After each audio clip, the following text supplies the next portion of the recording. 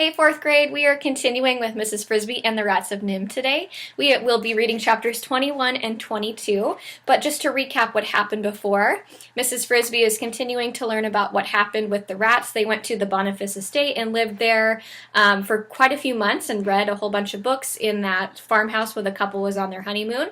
And then she learned about the rats' plan. They are planning to kind of live off the grid and survive on their own without having to steal, so they are going to be growing all kinds of seeds. She saw their huge stockpiles of seeds that the rats are quickly moving to their new home. Chapter 21, The Toy Tinker. "We left the Boniface estate on the 1st of May, said Nicodemus. "We knew a lot more than when we went in. We had been there 8 months. Then, said Justin, we found the toy tinker." They were back in Nicodemus's office. Mr. Ages, having rested, sat with them. "Not quite yet," said Mr. Ages. "No," said Nicodemus. "That was in late summer. When we first got out, we began searching for a place to live permanently, or at least a place where we could stay as long as we wanted. We had a pretty clear idea of what we were looking for. We had had plenty of time to talk about it on the long winter evenings in the library between reading books. The reading we did. We knew very little about the world, you see, and we were curious. We learned about astronomy, about electricity, biology, mathematics, about music and art. I even read quite a few books of poetry and got to like it pretty well. But what I liked best was history. I read all about the ancient Egyptians, the Greeks, the Romans, and the Dark Ages, when the old civilizations fell apart and only people who could read and write were the monks. They lived apart in monasteries. They led the simplest kind of lives and studied and wrote. They grew their own food, built their own houses and furniture. They even made their own tools and their own paper. Reading about that, I began getting some ideas about how we might live. Most of the books were about people. We tried to find some about rats, but there wasn't much. We did find a few things. There were 2 sets of encyclopedias that had sections on rats. From them, we learned that we were about the most hated animals on earth, except maybe snakes and germs. That seemed strange to us and unjust, especially when we learned that some of our close cousins, squirrels, for instance, and rabbits, were well liked. But people think we spread diseases, and I suppose possibly we do, though we never intentionally do, and surely we never spread as many diseases as people themselves do. Still, it seemed to us that the main reason we were hated must be because we always lived by stealing. From the earliest times, rats lived around the edges of human cities and farms, stowed away on men's ships, gnawed holes in their floors, and stole their food. Sometimes we were accused of biting human children. I didn't believe that, nor did any of us, unless it was some kind of subnormal rat, bred in the worst of city slums. And that, of course, can happen to people, too. Had we then no use at all in the world? One encyclopedia had a sentence of praise for us. "The common rat is highly valued as an experimental animal in medical research due to his toughness, intelligence, versatility, and biological similarity to man." We knew quite a lot about that already. But there was one book, written by a famous scientist, that had a chapter about rats. "Millions of years ago," he said, "rats seemed to be ahead of all the other animals, seemed to be making civilization of their own.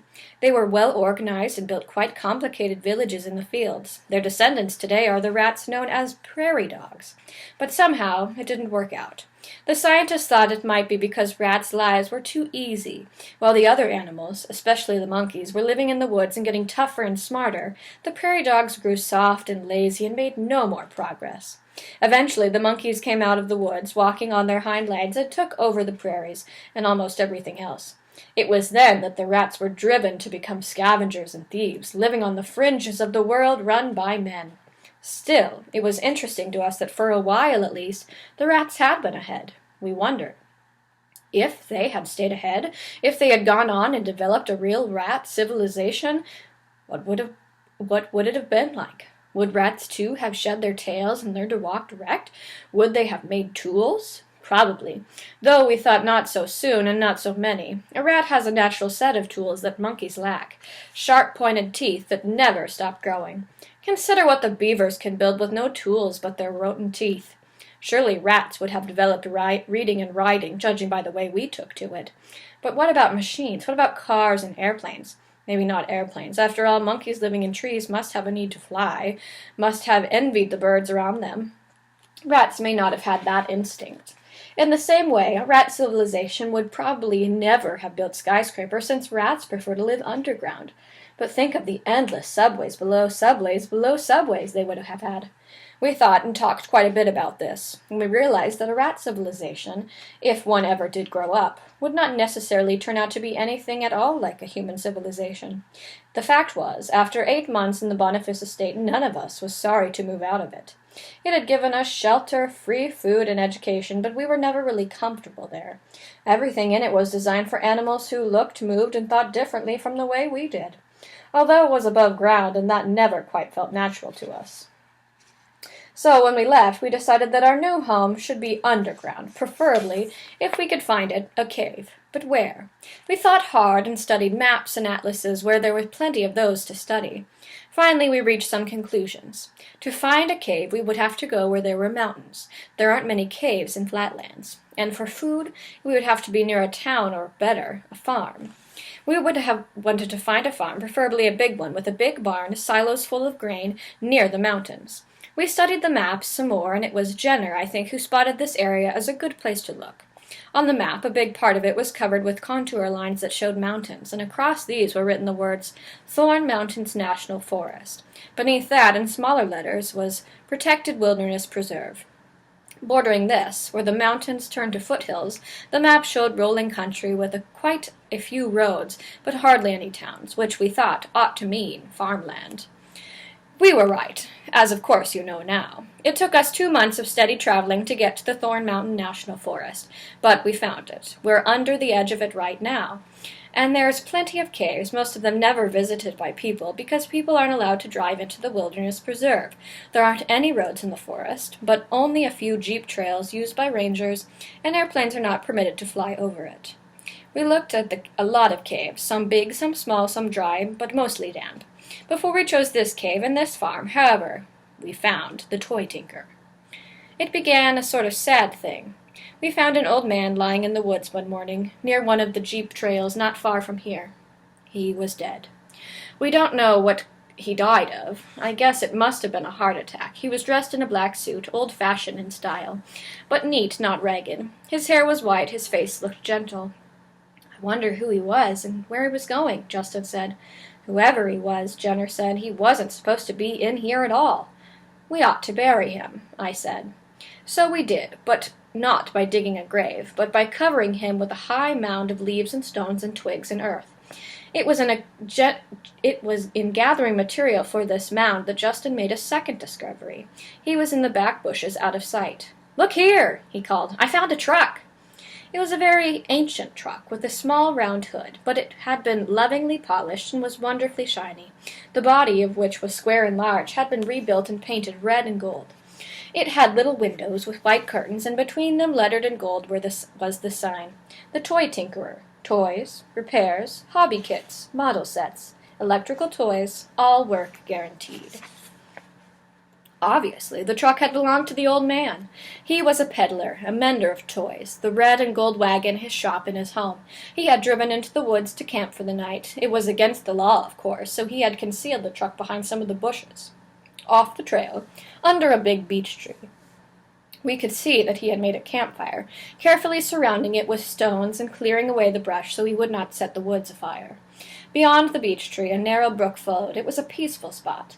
We could see that what had probably caused the old man's death. One wheel of the truck had sunk into the soft earth and was stuck. A shovel lay near it, had been trying to dig it out. The work had been too hard for him, and he started to go for help when he collapsed. This much we figured out just by looking. Then somebody said, "Whose truck is it now?" "It belongs to his heirs," I said. "Whoever they are," said Jenner. "He may not have any. He seems to have been alone." "Anyway," said someone else, "how would they ever find it?" "That's true," I said. "We don't know who he was, and if we did, we have no way of notifying anyone, so I suppose if we want it, the truck is ours. Why don't we see what's in it?" 22. Thorn Valley.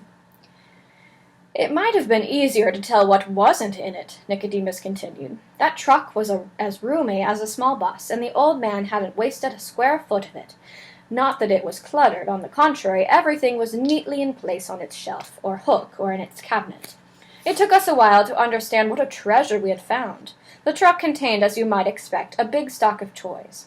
It also contained the old man's simple living quarters, a cot, a lamp, a working table, folding chair, a bucket for carrying water, a plate, pots, pans, and so on. There was a tiny refrigerator with food in it, and some canned stuff, peas, beans, peaches, things like that.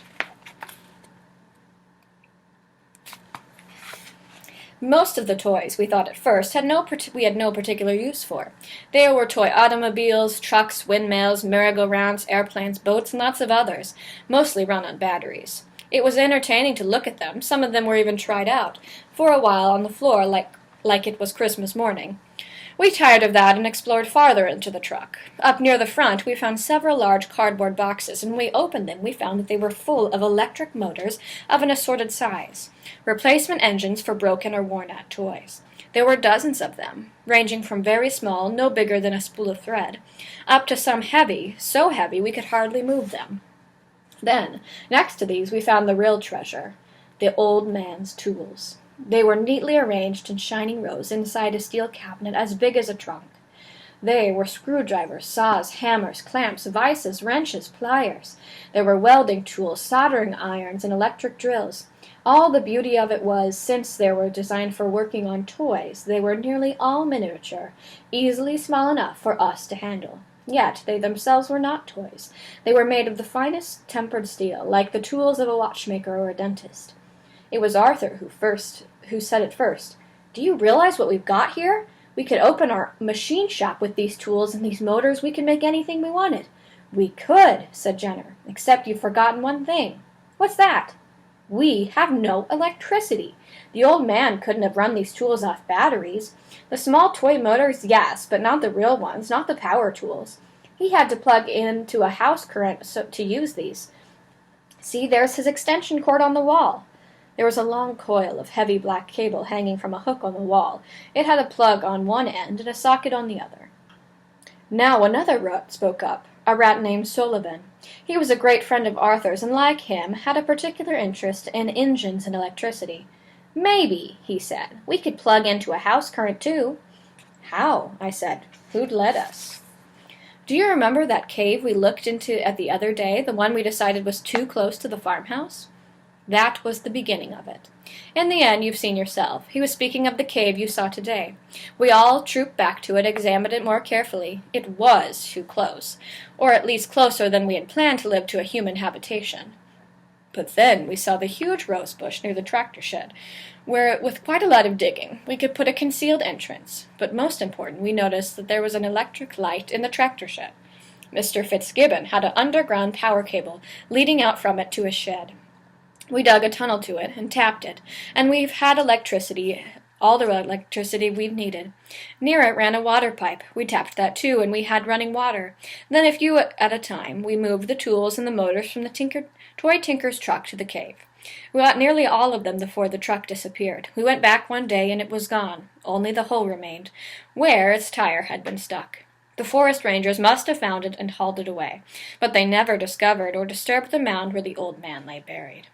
So we built ourselves the life you see around you. Our colony thrived and grew to 115, and we taught our children to read and write, and we've had plenty to eat, running water, electricity, and a fan to draw in fresh air, an elevator, a refrigerator.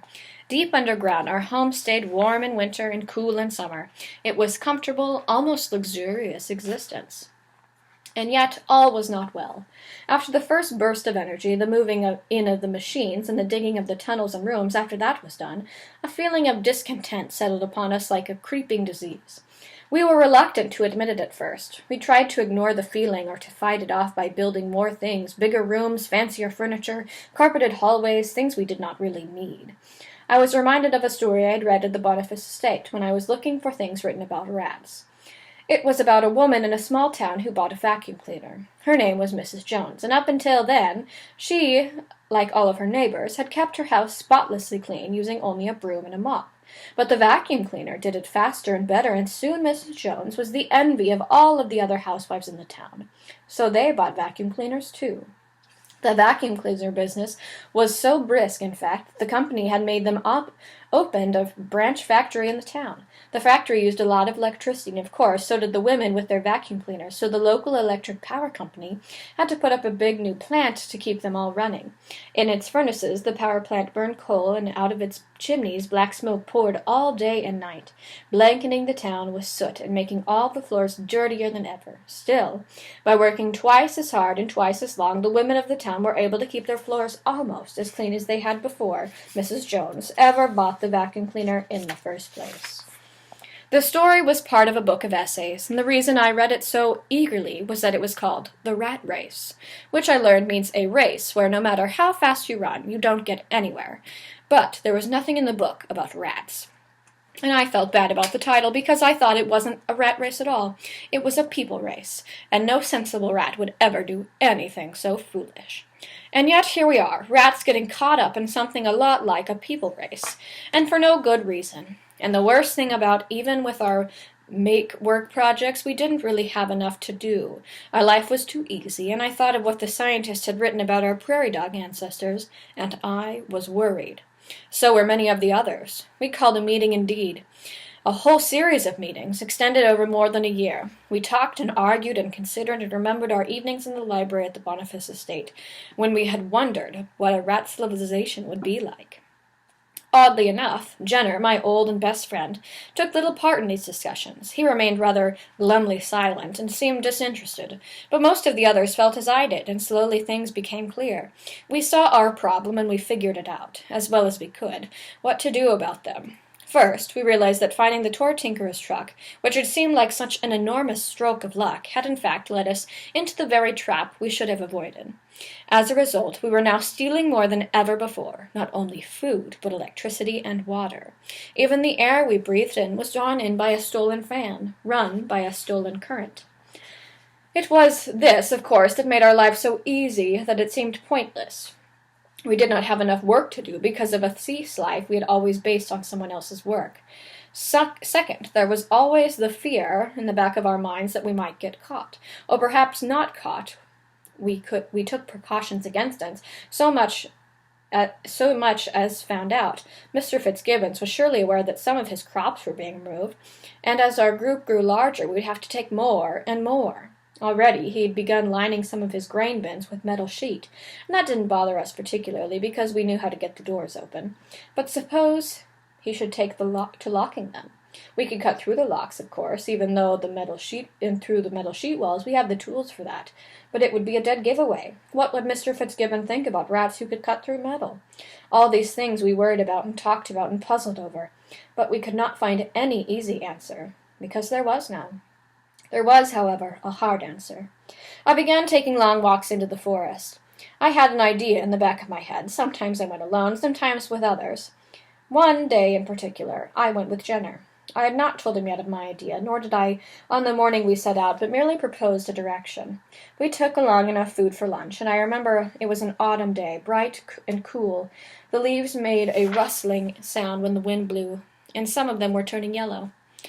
In my walks, I had been exploring the jeep trails, trying to find out where they went and where they didn't go, trying to find the wildest parts of the forest, places where not even the rangers ever went. A few times I tried asking for information. I asked 2 squirrels, for instance, if they knew what lay on the other side of the mountain that rose before me. But they were silly and fearful creatures, and after looking at me in surprise, they both scurried up an oak tree and scolded senselessly in loud voices, shaking their tails until I left. I asked some chipmunks, and they were more polite. They couldn't answer my question, never having been farther than 100 yards from where they were born, but advised me to ask the birds, more specifically one bird, a very old owl, who was famous throughout the forest. He even told me how to find the enormous tree in which he lived. That was the beginning of my acquaintance with the owl. He knew every tree, every trail, every stone in the forest. He was, as you know, not naturally friendly towards rats, nor mice either. But when we told him about our life at NIMH and our escape, he grew interested, though he did not say so. I think he had already been watching some of our activities from the air in the evening. Anyway, he was curious and listened carefully when I told him about our problems and my ideas for solving them. I've talked to him since many times. It was he who told me about Thorn Valley. The valley lies deep in the forest, beyond the big tree. The deep jeep trails do not cross it, nor even go close to it, for the mountains around it are forbidding, too steep and rocky even for jeeps, and are covered with thorny thickets. The owl told me that in all the years he had been flying he had never seen a human being near it. Yet the bottom of the valley is level and broad and nearly a mile long, steep cliff walls in all around it. There are 3 ponds, or small lakes, in it, and apparently these are fed by springs, for they never dry up. On clear days, the owl said he could sometimes see small fish swimming in them. I thought, could rats weave fish nets or make fish hooks?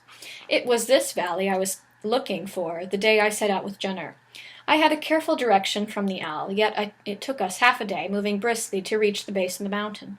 Then up very steeply for more than an hour, not nearly difficult for us, since rats are better climbers than men. Also, we are shorter, so we have a little trouble with spiny underbrush. From the top of the high ridge, at last we looked down at the valley lay beneath us. It was beautiful and still, a wild, lonely place. Through the green and yellow treetops below us, I could see the water of one of the ponds sparkling in the sun. I got the idea that our eyes, were the first ever to see it. Yet that was not true, for as we were descending into the valley, a deer suddenly appeared in the trees ahead, and went bounding off down the slope. There were wild animals there, and I wondered if they even suspected that the outside of these walls, the mountains, there were cities and roads and people. Most of the valley floor was in the forest, great spreading oaks and maple trees, but near one of the ponds I saw what I hoped to find, a large natural clearing, a glade where only coarse grass and flowers grew, and some clumps of black raspberry bushes. This clearing was on the far side of the valley. Beyond it the mountain rose again, a steep slope with big outcroppings of stone granite ledges that thrust 6 or 10 feet out of the earth. "We could live here," I said to Jenner. "I suppose we could," he said. "It's a beautiful place, but it's a long way from the barn. Think how far we'd have to carry food. No electricity." "We could grow our own food," I said. I started to add, but didn't, and maybe someday make our own electricity if we decided we wanted to. But we don't know how, anywhere. Where'd we grow it? Right here. It would be easy enough to clear away these weeds and bushes, and if we dug into the mountainside under those rock ledges, we'd have all the cave space we wanted, dry and warm with a good roof. There would be enough room for 1,000 of us. There aren't 1,000 of us. There might be someday. But why? Why move? We've got a better place to live right now. We've got all the food we want. We've got electricity and lights, running water. I can't understand why everybody talks about changing things. Because everything we have is stolen. That's silly. It is stealing when farmers take milk from cows or eggs from chickens. They're just smarter than the cows and chickens, that's all. Well, people are our cows, and if we're smart enough, why shouldn't we get food from them? It's not the same. Farmers feed the cows and chickens and take care of them. We don't do anything for what we take. Besides, if we keep it up, we're sure to be found out. What then? What if we are? People have been trying to exterminate rats for centuries, but they haven't succeeded, and we're smarter than the others. What are they going to do? Dynamite us? Let them try. We'll find out where they're keeping their dynamite and use it on them. Then we'd really be found out. Don't you see, Jenner? If we did ever do anything like that, they'd figure out who we are and what we know. Then only 2 things could happen. Either they'd hunt us all down and kill us, or they'd capture us and put us in a sideshow, or maybe take us back to NIMH. And all this time, we'd never get away. "I don't believe any of that," Jenner said. "You've got this idea stuck in your head. Whatever got you started thinking? We've got to start from nothing and work hard and build a rat civilization. I say why start from nothing if you can start with everything? We've already got a civilization." "No, we haven't. We're just living on the edge of somebody else's, like fleas on a dog's back. If the dog drowns, the fleas drown too." And that was the beginning of an argument that never had a satisfactory ending. Jenner would not yield to my point of view, nor I to his. It wasn't that he was lazy and didn't want to work. He was just more cynical than the rest of us. Stealing did not bother him, and he was a pessimist. He never believed that he would really make it on our own. Maybe he was right, but I, and most of the others, felt that we must at least try. If we fail, then I suppose we must come back here, or find some other farm, or eventually forget all we've learned and go back to stealing garbage. So we began working out the plan. It has been a long time coming. 3 years ago, this spring, we started watching Mr. Fitzgibbon to learn what he did. and how we did it, to bring food out of the earth. We collected books and magazines on farming. We discovered early that in order to stop stealing, we would for a while have to steal more than ever. We've laid up a 2-year food supply, so that even if we don't succeed in growing a good crop the first year, we won't go hungry. We've got 2/3 of it moved to Thorn Valley already, and we've dug a dry cave to store it in, under one of the big rocks. We've got seeds, we've got our plows, we've cleared and cultivated part of the land near the pond, and in a few days we'll be beginning our first planting. We've even dug some irrigation ditches in case there's a drought. We have scheduled workouts, sort of countdown, and by the end of June, we'll be out of this cave and out of Mr. Fitzgibbon's barn. I hope, forever.